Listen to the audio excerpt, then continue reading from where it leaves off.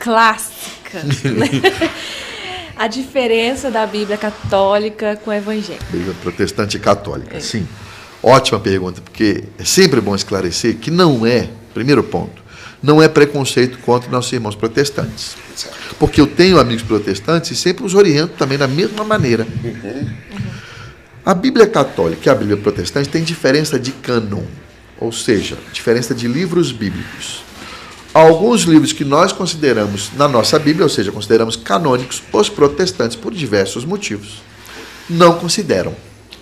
Né? No Antigo Testamento. O Novo Testamento é igual, mas o Antigo Testamento é diferente. Alguns livros que nós temos na nossa Bíblia, por exemplo, 1 e 2 Macabeus, não existe na Bíblia protestante, por determinados critérios que Lutero lá usou com a turma.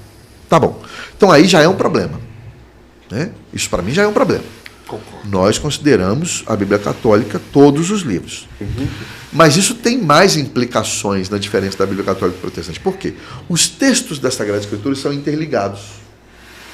Muitas vezes, para eu entender um texto, eu preciso ler outro. Por isso que nas nossas Bíblias tem as notas de rodapé ou laterais de referência.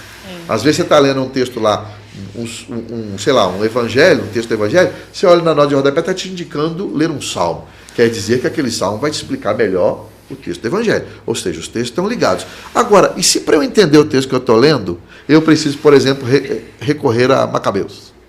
É verdade. Na Bíblia protestante? Não vai ter. Vai ficar uma ponta solta aí, né? Fica uma ponta, para nós católicos, fica muita ponta solta. Verdade? Além disso, eu falei das notas de rodapé, das introduções, que nos ajudam a entender o texto, certo? Então, vamos lá. Vamos pegar... deixa eu ver aqui, um texto sobre a Virgem Maria. A nota de rodapé, a explicação, a orientação, ajuda para eu entender aquele texto. Sim. Vai ser a mesma numa Bíblia católica ou numa Bíblia protestante? Óbvio que não. Então, porque aquela Bíblia, ou seja, não a Bíblia, mas o aparato desta Bíblia, as notas de rodapé, as introduções, são produzidas de acordo com a doutrina da igreja que está ali fazendo aquela tradução. Então, para nós tem dois grandes problemas. Tanto a ausência de texto, se eu precisar, que eu preciso fazer essa ligação dos textos, quanto o aparato, a nota de rodapé, as introduções que vão me ajudar, que não vão estar de acordo com a doutrina católica.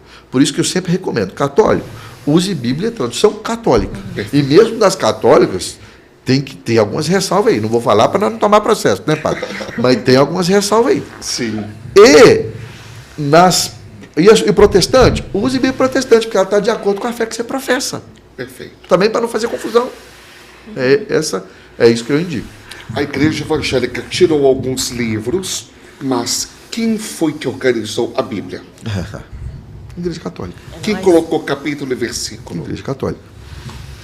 Né? Isso aí, para nós, é indiscutível. Isso para nós não tem que ver. A Igreja Católica que constituiu a Sagrada Escritura. Né? E a Igreja Católica, então, que nos ensina a Sagrada Escritura verdadeiramente. Então, por mais que... Porque a gente ganha muito, né, Camila? Pelo menos agora, não sei hoje em dia, mas eu, pelo menos quando eu era mais moleque, ganhava muito, sobretudo no Novo Testamento. Tinha um da capinha cinza, distribuía muito. Às vezes, hotel tem muito ainda. Né? Do mudo ali tem. Sempre tem, e às vezes dão muito. O pessoal produzia muito para divulgar e para atrair também para as igrejas e tal. Na casa de muitos católicos ainda tem traduções protestantes, mas eu sempre... falo assim, mas pelo menos o Novo Testamento que é igual. Aí eu caio nessas mesmas explicações básicas. São as explicações básicas. O aparato e a ligação entre os textos. Muito bem. Olha, você que está acompanhando pelo YouTube...